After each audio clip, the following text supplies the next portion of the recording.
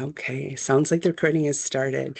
So again, I'm going to reintroduce myself. My name is Michelle Kelly. I work at the Minnesota Department of Transportation. I'm a shared mobility planner, and I am responsible for helping guide people through this new program opportunity. This is under the Greater Minnesota Electric Vehicle Infrastructure as a community program.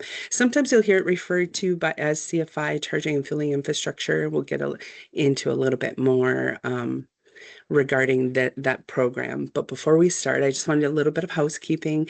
I'm going to ask that you hold your questions until the end. Ideally, we'll save time for Q&A. And then at that time, you can raise your hand and then come off mute.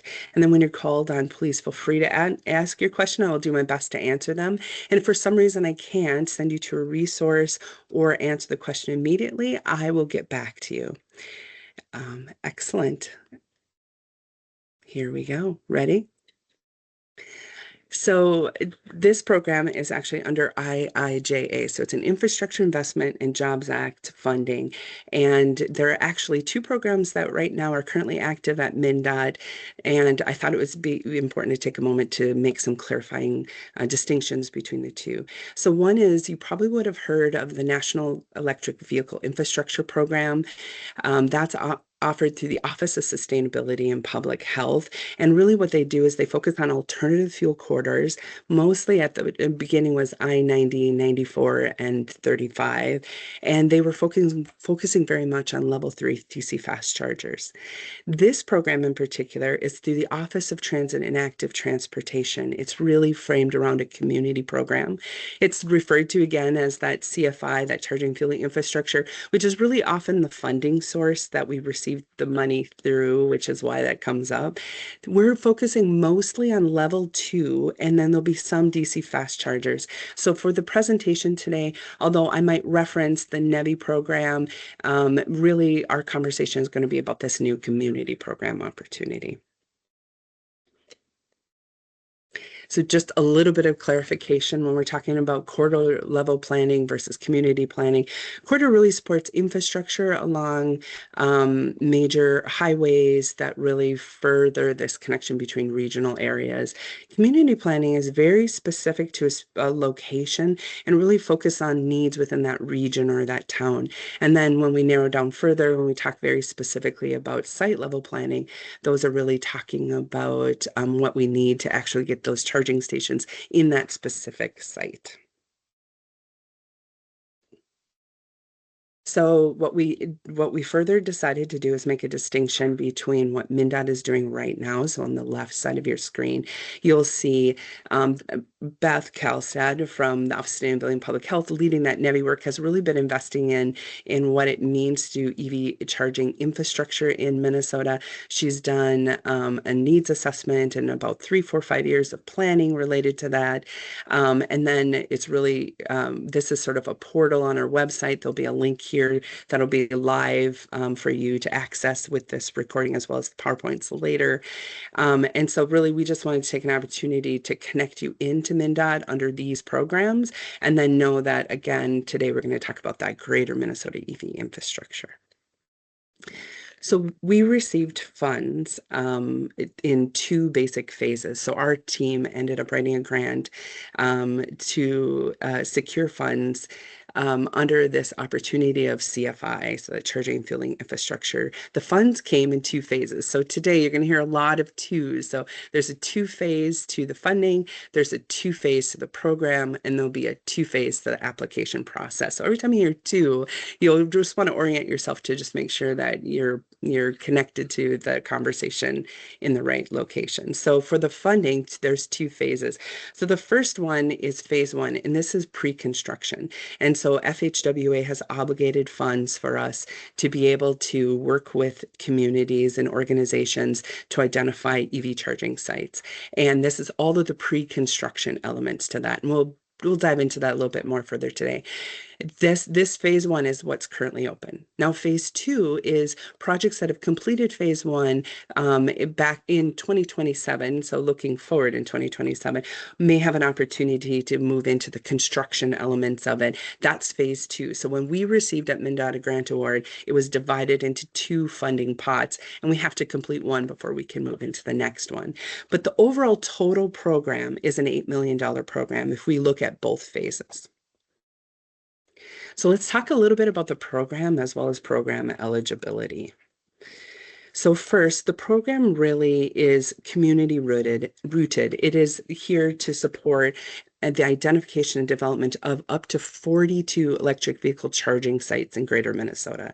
So that may mean we are working and finding 42 program participants. However, a program participant may, in the application process, identify their goal of having more than one site, and we'll take that into consideration when we review applications in the future. So the priority that we're really focusing on tends to be threefold. One is when organizations apply, we'll be looking at electrification of existing or planned new shared mobility services. Here's some examples of shared mobility services, but the reality is shared mobility is defined as a form of transportation in which the services are shared among the users. They can be used collectively at the same time, like a transit service, or they can be used independently, such as an e-scooter or a bike. The second area priority will be rural charging stations, generally outside of the metropolitan planning organizations identified at the state. And then the third are sites that are located near multifamily housing units that serve traditionally low-income populations or traditionally underserved low-income or traditionally underserved populations. There is a very specific note regarding what we define as Greater Minnesota. And again, that's any site that's located outside the 7-county metro area. So to be an eligible site to apply to the program, you cannot be within that 7-county metro area that's listed here within the slides. Another key thing that I think is important with this program is that at the time MnDOT was writing the grant, we ended up partnering with the Iron Range Resources and Rehabilitation Region.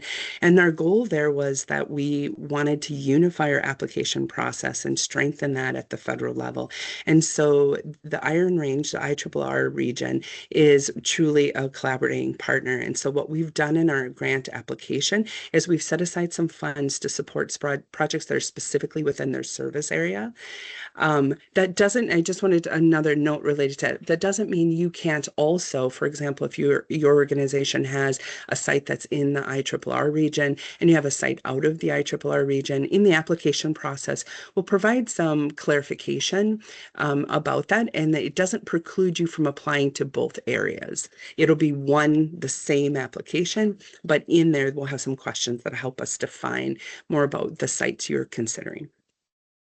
Eligible organizations will include tribal nations, municipalities, public transit agencies, electrical utilities, as well as regional planning and development organizations. And a lot of that we're seeing today in our participation of the webinar.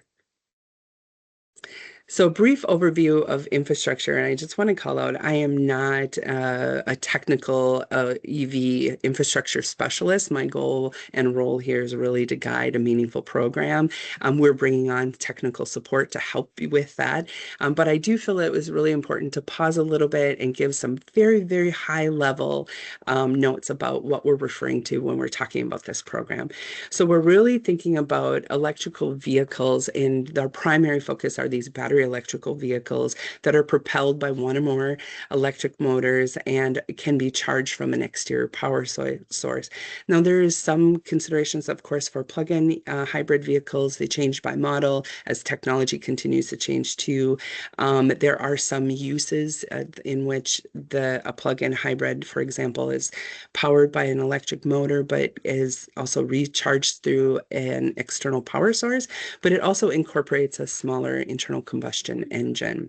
So this is just basically the type of vehicle we're looking to support through the program. And then when we think about, remember, we talked about mostly level 2 chargers and then some DC fast chargers.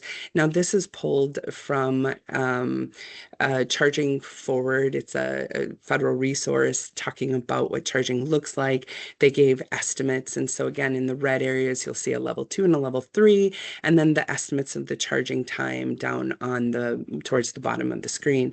So the reason why the charging is such a variable rate is that there's all kinds of things that contribute to the length of time somebody will be on a site needing the charger. It'll depend on what they come in terms of how much battery life they have left. Sometimes there's weather conditions that will affect charging rates, and things like that. And so that will be very important later on when we talk about in the program, once we get program participants on identifying what type of chargers would best suit a specific location. Those will be some elements that we'll talk, not today, but in future parts of the program with participants. And then really, when we think about level 2 and 3 chargers, we're thinking about, public charging sites and near amenities. We're thinking about work sites and multifamily housing sites. So this graph in the green on the left also indicates really our primary focus. And of course, people have level 1 charging at home. That's wonderful. That is not a component of this program that we're considering. We're really getting at that community shared space. And then this is pulled really from the work that the Office of Sustainability and Public Health does through their electric vehicle needs assessment. And this is just really talking about the general components of a site. You have a station or a box. The box then has charging ports and connectors that are used to connect to the vehicle. Again, extremely high level. There's going to be more resources at the end that's can get into the weeds a lot more for program participants. But for the purpose of saving time today, we're going to just leave it at there for right now. So I hope that you're interested in the program, and we just want to talk a little bit more about what that program means and what engagement would mean from participants. So again, here's our phase funded program. There's 2 phases to our program process, this pre-construction, which is now open, which is really bringing on, there's threefold really. We're going to have a consultant that's going to come on and provide support. We're going to have program participants, and the goal is both of them will work towards identifying a local project and the best site, and then work through that pre-construction planning requirements to get that really basically almost shovel ready. And then the phase 2 construction that's pending.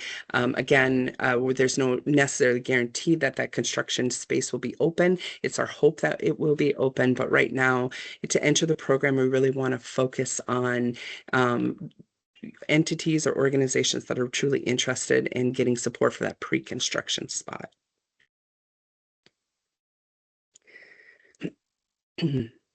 So the general EV project really has general EV project has 5 main components listed here. So when you decide you want to be a program participant, we're going to talk about, as a program participant, there's 5 core elements to this pre-construction phase. It's really about identifying sites. It's about looking at the utilities, installation planning, operational planning, and then environmental planning and review. And the goal really of that is to help give a very general framework of what the process will be that you'll engage in.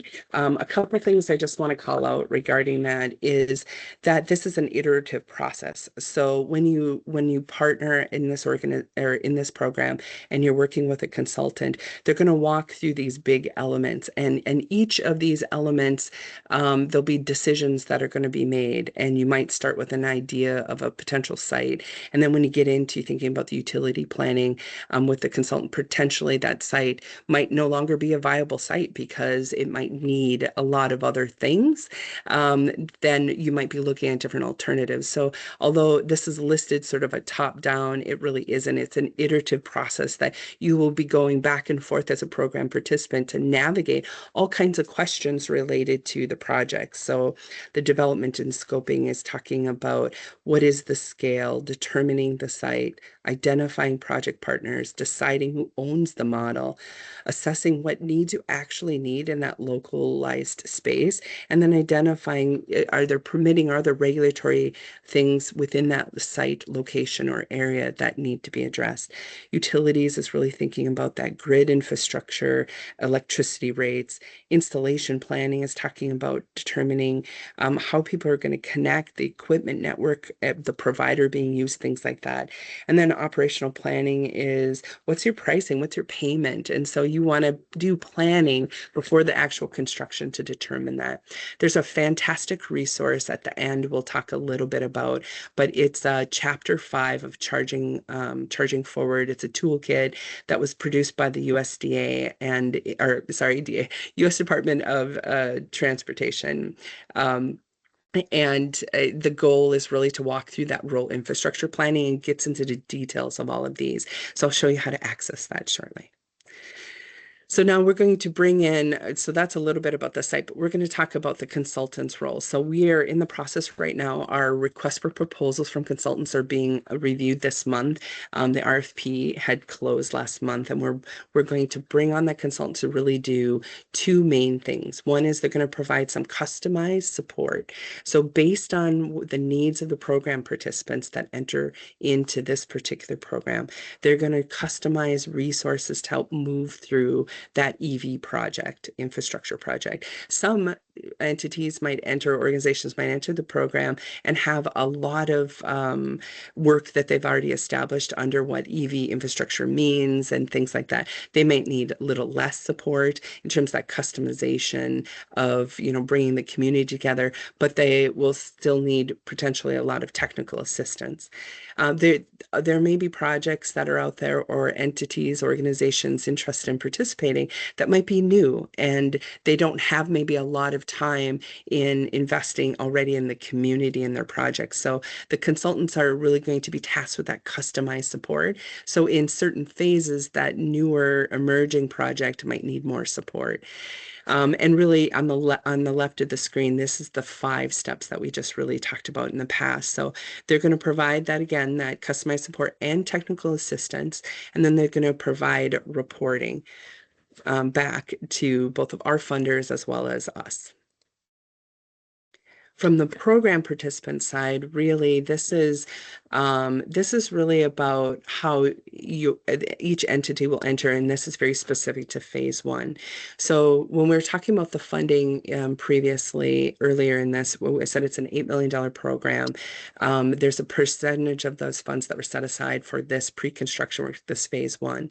80% of those funds were provided by FHWA through the grant to MnDOT. We're using those funds as 100% pass through.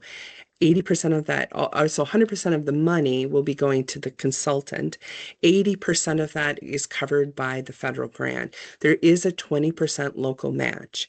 And so we estimate if we have 42 sites and we roughly divide those 42 sites by that 20% remaining match for this entire phase, it's going to be somewhere around $6,000 to $12,000 per site, but that can vary again based on the readiness. So that's just a general note.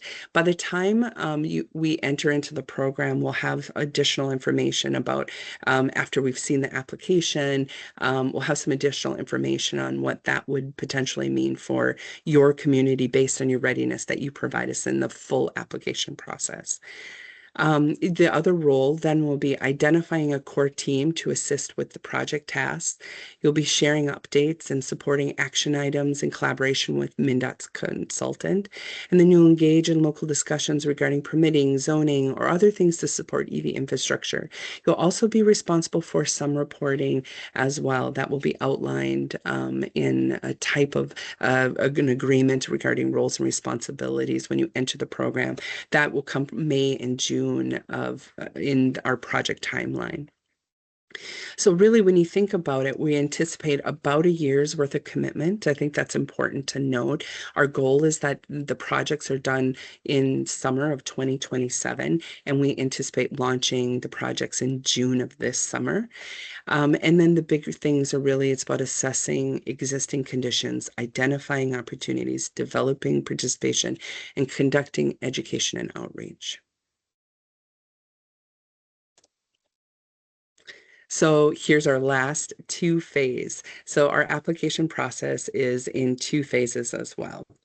So right now, we've already been receiving EV interest forms. So what we wanted to do is, because this is we wanted to provide space. It's a complex project with a lot of steps into the space.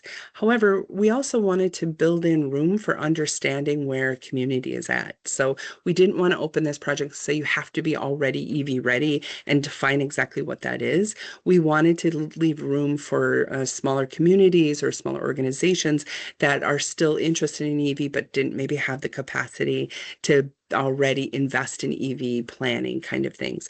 So what we've done is we have a two-phase process. One is we want you to share a simple idea with us. So if you have an idea in your region that you would like to support, we've created a simple EV form. So it's open now, it's going to be open through the end of the month, and we've really designed that in a way that we anticipate it taking 10, maybe 15 minutes. Most of the questions are yes, no, maybe. So it's just really clicking in. And, so thinking about, to prep for that, think about what site characteristics. So do you have a site in mind? Where might that be? And then, site characteristics, like is it close to a certain amenity, or do you know if it has power into the site? Is there parking? Things like that. So there's really one question that's open-ended that really asks for those characteristics, but really this is truly designed to help us really gauge what the interest in EV infrastructure is right now in Greater Minnesota. We knew there was interest when we applied for a grant back in 2023. Then we reapplied in 2024 and received the funds. But we just wanted to say in 2026 what that interest is. And then we also want to increase our understanding of what that current state of readiness is. That helps us then when we're working on our consulting contract to determine about how we'll be able to maximize their time and prioritize projects. Then the second phase, which isn't, or to the application process, it will be a full application process. It isn't open yet, but it will be opening in March and be open through the end of April. And that is where we'll do our 14 or 16 point question. We'll talk about a lot more detail related to related to the project you're thinking, and capturing things you might have already, or if you've already received some kind of program participation through MnDOT. These would be standard questions like conflict of interest and things like that.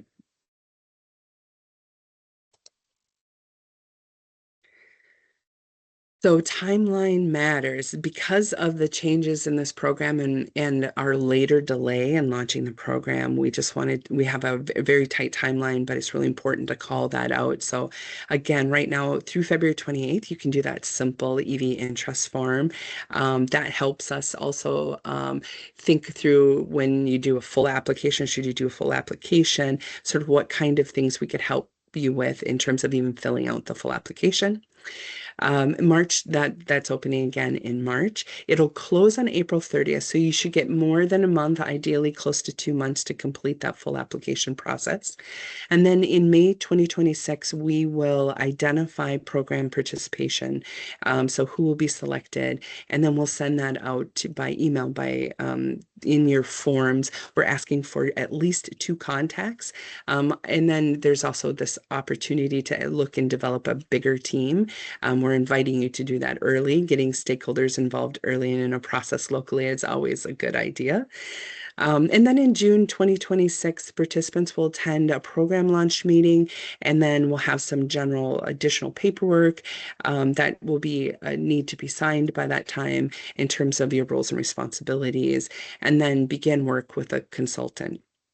By July of 2027, as I had noted, we're hoping to get them at most, if not all of the projects through that pre-construction planning phase so that they can become eligible in our statewide transportation improvement program, or STIP.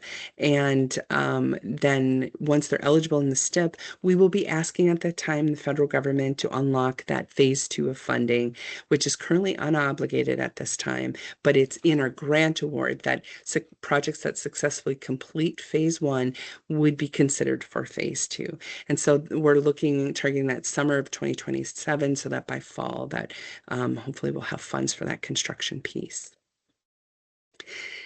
All right, so just a time check. We have about 30 minutes left in the meeting. I have about 5 minutes left in my presentation. So please start thinking about any questions that you might have for me to answer today. My supervisor is also on this call. Because I'm new to this position, I'm going to invite Elliot McFadden to jump in also with some of the questions, in particular if they're more challenging or something that I haven't heard yet, already post for the program. So get those questions ready. All right, so other resources. When you go onto our website, I know that sometimes it's information overload, but I really wanted to make sure that I called out this section in particular. It's for additional information. So on the website, under our program, Greater Minnesota EV Infrastructure Community Program, when you go all the way to the bottom, please don't ignore this additional information, especially if you're new to EV planning in rural Minnesota or Greater Minnesota. Under the resource tab, there's things under the resource tab, there's additional information. If you want to get more technical, for example, about the federal rules for who can manage the sites, the EV site, who can host them, what the requirements are, what the sites can look like, things like that. When we applied for the funding, the USDOT did a Q&A session, and then they provided a PDF of that Q&A questions and answers, and I provided that here. That really will give you a bigger picture of what this program was designed to function under and the rules that we will be following in each phase of the process as we're planning. The other is there's some background information about the history of MnDOT and how this dovetails more into the NEVI project, but really why our team that focuses on shared mobility wanted to still vie for funds under this community program. There's EV infrastructure, that planning checklist, that circular thing with the 5 elements. I have a simple download for that as well. And then the last piece I really want to call your attention to is that Charging Forward toolkit that was created by USDOT. In particular, Chapter 5 goes into a lot of detail about the checklist, but then it really will mirror what program participation means at a local level in these projects, and it goes through a little bit more detail about what it's like to fund and do projects in Greater Minnesota. So the entire toolkit is there. It's over 200 pages, but really if you want to simplify or start somewhere, I would start with Chapter 5. Now it is time for questions. So what I would ask is that you raise your hand. I will take them in order that I see them. And then when I call your name, please come off of mute. And if for some reason, unfortunately, if I mispronounce your name, please forgive me. Feel free to correct me as soon as you come off mute. So Peter Chipman, you have a question.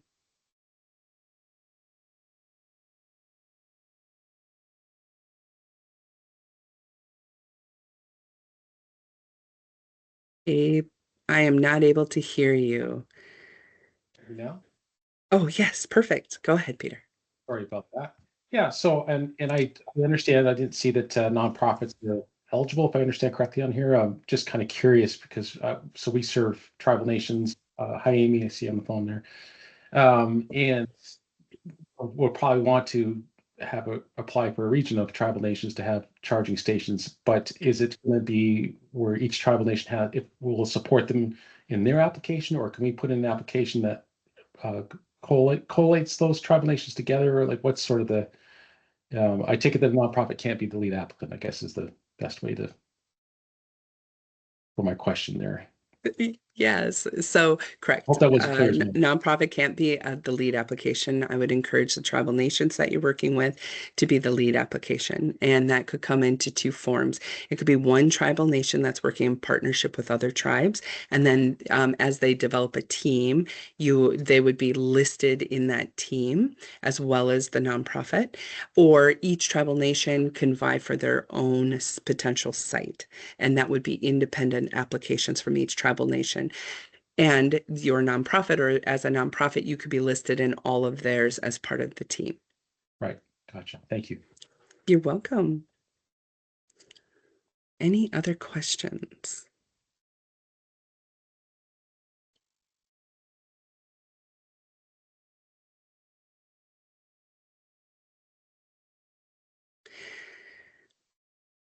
As I'm hearing none right M- now, oh, Michelle, there is a yeah, question in the Q&A. thank you. I can go ahead and read it to you. How will equipment and network providers be selected during the installation planning element of phase one? Is there a pre-approved list of vendors that will that participants will select from? Thank you, Elliot. Would you like to take the answer to that question as well, since you've really been leading a lot of that with procurement or non-procurement process? Sure. That would be happening in our second phase, the selection of vendors. So you certainly equipment and network providers can work as part of a team with a lead applicant and support that application. But as far as the actual selection, that will happen in the second phase, which is the construction, capital, and operational subsidy portion of the grant.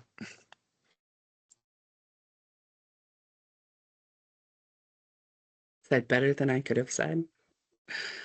Any other questions?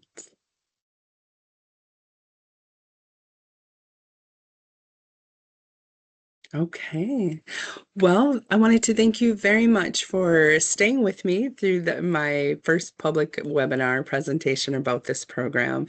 My contact information is in the upper right of this slide. Please feel free to contact me if you have other questions, you want to dig into the program just a little bit more. Again, I encourage you to apply or to submit an EV interest form. That, again, just really helps us understand your level of interest. Peter, do you have another question? Go ahead when you're ready.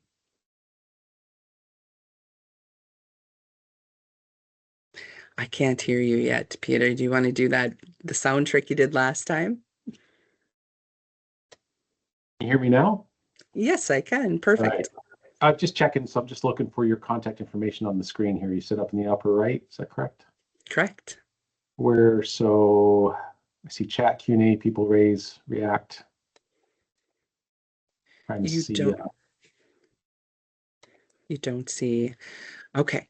You don't see my contact information. I apologize. If not, what I will do is I will put in no, okay.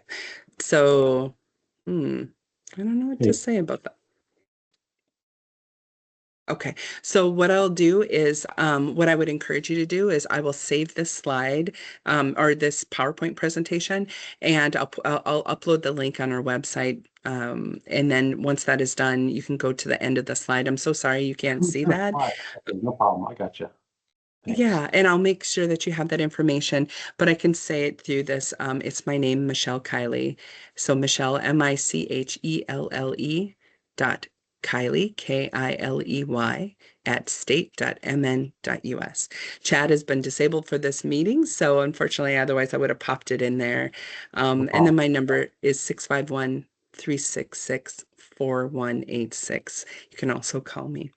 But again, for to see that visually, feel free to pop into this PowerPoint at the end or on the website, and I will make sure that you have that information. It's also on the website, I should say, on the, I think it's the bottom right as a contact for this project.